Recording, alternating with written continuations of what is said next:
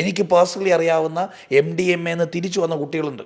എന്നോട് പേഴ്സണലി പറഞ്ഞിട്ടുണ്ട്, ഇൻട്രോവേർട്ടാണ് സാർ ഞാൻ, എനിക്ക് ആൾക്കാരെ മുന്നിൽ ഫേസ് ചെയ്യാനൊന്നും പറ്റില്ല, എനിക്ക് ഒരു കോൺഫിഡൻസ് ഇല്ല. പക്ഷേ ഞാൻ MDMA യൂസ് ചെയ്യുമ്പോൾ എനിക്ക് നല്ല കോൺഫിഡൻസാണ്.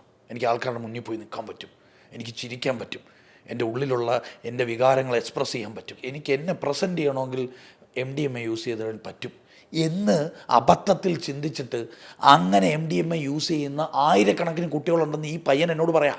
കോൺഫിഡൻസ് ഇല്ലാതെ വരുമ്പോഴത്തേക്ക് സുഹൃത്തുക്കൾ പറയും, ഇതൊന്ന് വലിച്ചു നോക്കടാ, ഇതൊന്നും കഴിച്ചു നോക്കടാ എന്ന് പറയും. അത് കോൺഫിഡൻസിൻ്റെ പേരിൽ തുടങ്ങും, അല്ലെങ്കിൽ ഒരു സന്തോഷത്തിൻ്റെ പേരിൽ ആ മൊമെൻ്റ് എൻജോയ് ചെയ്യാൻ, കളർഫുൾ ആക്കാൻ വേണ്ടി യാത്ര പോകുമ്പോൾ അത് ഉപയോഗിച്ച് കഴിഞ്ഞാൽ കുറച്ച് എക്സൈറ്റ്മെൻറ്റ് കിട്ടും എന്നൊക്കെ പറഞ്ഞ് ഉപയോഗിക്കും.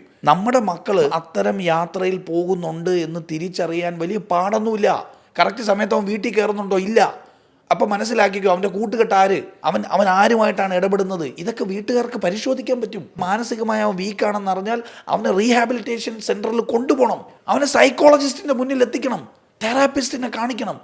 അങ്ങനെ ഒരു ഡോക്ടറിൻ്റെ, അങ്ങനെ ഒരു എക്സ്പേർട്ടിൻ്റെ സഹായത്തിൽ അവനെ കൺസൾട്ട് ചെയ്താൽ അവന് ചിലപ്പോൾ തിരിച്ചു വരാൻ പറ്റും. ലെവൽ 1 അവൻ ലെവൽ 2 കുറച്ച് പാടായിരിക്കും, അവൻ ലെവൽ 3 അത് കുറച്ച് ബുദ്ധിമുട്ടായിരിക്കും അവനെ കൺവിൻസ് ചെയ്ത് കൊണ്ടുപോകൽ. ലെവൽ 4 കഴിഞ്ഞാൽ വലിയ പ്രയാസമായിരിക്കും. ലെവൽ 5 ആകുമ്പോൾ ഇതേപോലെ അവൻ കത്തിയും കടാരയും എടുത്ത് കുത്താൻ തുടങ്ങും. നമ്മളിത് തിരിച്ചു പോകണം, നമുക്ക് ഈ അവയർനെസ് കൊണ്ടുവരണം.